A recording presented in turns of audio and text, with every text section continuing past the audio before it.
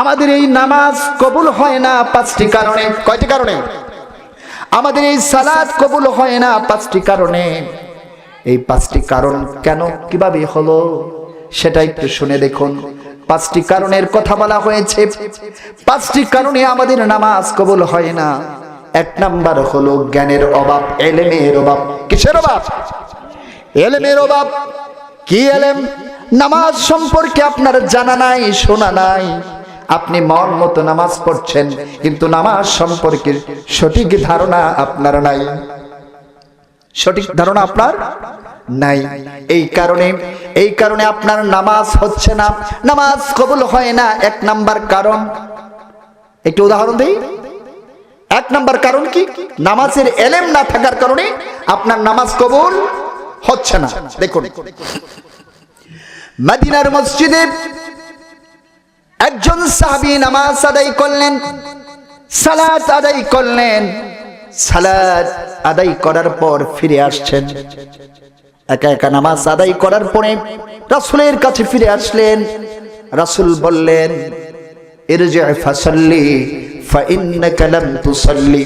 তুমি ফিরে যাও, তোমার নামাজ হয় নাই। কে বলেছেন এই কথা? রাসূল বলেছেন। আবার ওই লোকটা ফিরে গেল। ওই লোকটা ফিরে যাওয়ার পরে আবার সালাত আদায় করলো। আবার সালাত আদায় করে তিনি রাসূলের কাছে ফিরে আসলেন। রাসূল আবার বললেন, ইরজি ফাসাল্লি ফাইন্নাকা লাম তুসাল্লি। তুমি ফিরে যাও, তোমার সালাত হয় নাই। কয়বার বললো? দুইবার। আবার লোকটা সালাত আদায় করলো। সালাত আদায় করে আবার ফিরে আসলো। রাসূল আবার বললেন, ইরজি ফাসাল্লি ফাইন্নাকা লাম তুসাল্লি। তৃতীয়বার বললেন। তিনবার ফিরে আসলেন। তারপর ওই লোকটি জবাব দিলেন, ইয়া রাসূলুল্লাহ, আমি নামাজ পড়তে জানি না, আমাকে নামাজ শেখায় দে। তার মানে কি?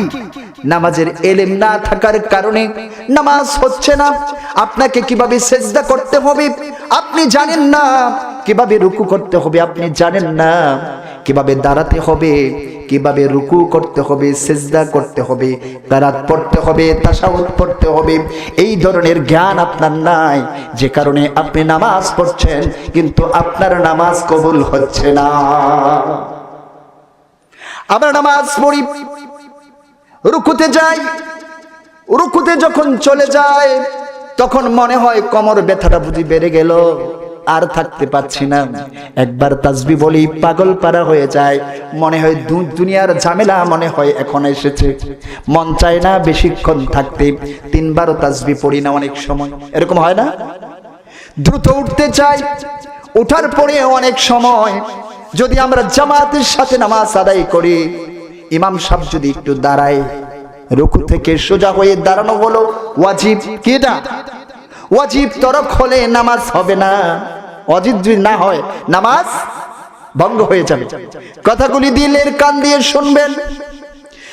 আপনি রুকু করলেন, রুকু থেকে দাঁড়িয়ে আপনি বলতে হবে রব্বানা লাকাল হামদ, অথবা বলতে হবে রব্বানা ওয়া লাকাল হামদ হামদান কাসীরান তাইয়িবান মুবারাকান ফি।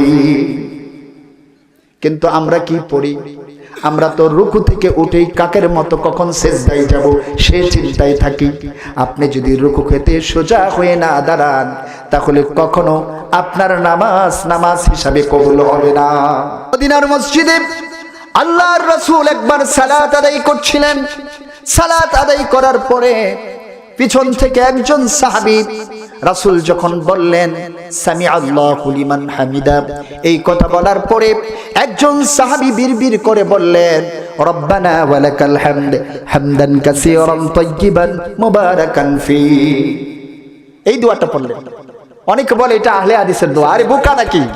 আশ্চর্য কথা, রাসূলকে আহলে হাদিস বানাই দিলাম আমরা।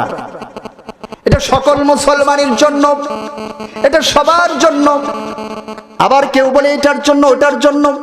ইসলামকে এভাবে ভাগ করা যাবে না। রাসূল নামাজ শেষ করে মুসল্লিদের দিকে ফিরে বসলেন।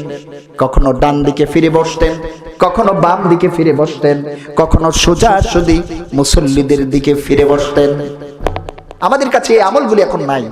ইমাম সাহেবরা ফিরে তাকায় না, তিন দিকেই ফিরে বসতেন, ডানে যদি ডানের লোকদের প্রশ্নের জবাব দেওয়ার থাকতো ডান দিকে ফিরে বসতেন, বামে যদি কোনো কিছু বলার থাকতো বাম দিকে ফিরে বসতেন। আবার মাঝে মাঝে অনেক সময় সোজা মুসল্লিদের দিকে তাকিয়ে সালাম ফিরে কি করতেন, ফিরে বসতেন। ফিরে বসে বললেন, আমার কাছে জবাব দাও, আমি যখন সামি আল্লাহু লিমান হামিদা পড়েছি, কে যেন একজন বিড়বিড় করে বলেছ রব্বানা লাকাল হামদ হামদান কাসীরান তাইয়িবান মুবারাকান ফি। এই কথাগুলি কে বলেছ? আমি তো কাউকে শেখাই নাই। এই দোয়াগুলো, এই প্রশংসার বাক্যগুলো কে বলেছ? কেউ তো বলে না, ভয় পাইছে।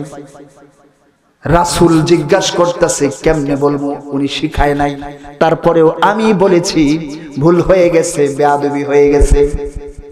তারপর রাসূল বললেন, ভয়ের কোনো কারণ নাই, বলো। একজন সাহাবী ধীরে ধীরে হাত উঠিয়ে বললেন, ইয়া রাসূলুল্লাহ, ও নবী গো, আমার কম প্রশংসা করলে, আল্লাহর হামদ এবং কৃতজ্ঞতা শুকরিয়া অল্প করলে আমার মনে তৃপ্তি পাই না, ইয়াতমাইন্না আসে না। এজন্য আমি একটু বাড়িয়ে এই বাক্যগুলো আমি পড়েছি। একজন সাহাবী বললেন। আল্লাহ রাসূল বললেন, ভয়ের কোনো কারণ নাই, চিন্তার কোনো কারণ নাই। তুমি যখন এই দোয়াগুলি পড়েছো, আমি নবী সামনেও যেরকম দেখি, আমি নবী পিছনেও দেখি। নবী পিছনে দেখতেন না, চারদিকে দেখতেন। এই দেখার যোগ্যতা দিয়েছেন কে? আল্লাহ তাআলা দিয়েছেন। তিনি বললেন, আমি দেখতে পেলাম, আকাশের দিকে তাকিয়ে দেখলাম, 30 জনের অধিক মালাইকা তোমার এই আমলের সবটা লিখে কার আগে কে আল্লাহর দরবারে পৌঁছাবে এর জন্য প্রতিযোগিতা শুরু করে দিয়েছে। চিন্তা করেছেন কত বড় দামি আমল? আমরা বলতে পারি না। আমরা রব্বানা লাকাল হামদ এই বাক্যটাও বলার সুযোগ নাই। কখন হুজুর এত দেরি করে কেন, সিজদা দেয় না কেন, কত কাজ জারিতে পড়ে রয়েছে। কথা বলেন ঠিক কিনা? এই চিন্তায় ডুবু। তারপরে সিজদাতে যাবেন, সিজদাতে যাওয়ার পরে আপনি সিজদা থেকে উঠে বসবেন, কিন্তু না, আমরা বসি না, কাকের মতো সিজদা দেই, একটার পরে আরেকটা, মাঝখানে কোনো রেস্ট নাই, যেন এটা সাইকেলের হ্যান্ডেলের মতো ঘুরছে। কথা বলেন ঠিক কিনা? সাইকেলের হ্যান্ডেল যেমন থামে না, চলতেই থাকে চলতেই থাকে, এরকম আপনি এক সিজদা দিলেন, ওই ধুল খাওয়ার মধ্যেই আবার সিজদা। এটা কোনো স্প্রিং এর যন্ত্রণা, এটার উপর কন্ট্রোল থাকতে হবে। নামাজ যখন পড়বেন, ইমোশনালি নামাজ পড়লে হবে না, আবেগ দিয়ে শুধু নামাজ পড়লে হবে না, আবেগের সাথে বিবেকটাও থাকতে হবে। মুআজ্জাজ হাজিরিন, আমি বলছিলাম, আমরা যখন সিজদাতে চলে যাই, আপনি আবেগও থাকবে, বিবেকও থাকবে। আমার আল্লাহ সবকিছু দেখছেন, এই কথা ভেবে আপনি যখন সিজদায় যাবেন, আপনি এই চিন্তা করবেন, নামাজে যখন দাঁড়াবেন, আমি আল্লাহকে দেখি না, আমার এই চর্মচক্ষু দিয়ে আল্লাহকে দেখা সম্ভব না, আমার মতো গুনাহগার মানুষ আল্লাহকে দেখতে পাবে না। এই চিন্তাগুলো আপনি করবেন। এই চিন্তা করতে করতে আপনি যখন সিজদায় চলে যাবেন, সিজদায় চলে যেয়ে আপনি মনে মনে এটাও ভাববেন, আমি যদি আল্লাহকে নাও দেখি, আল্লাহ অবশ্যই অবশ্যই আমাকে দেখছে। হাদিসে জিবরাইলের মধ্যে এসেছে, আনতা আবুদাল্লাহ কাআন্নাকা তারা ফাইন লাম তাকুন তারা ফাইন্নাহু ইয়ারা। তুমি এমন ভাবে নামাজ পড়ো যেন তুমি আল্লাহকে দেখে দেখে ইবাদত করছো। তুমি এমন ভাবে ইবাদত করো যেন তুমি আল্লাহকে দেখে দেখে ইবাদত করছো।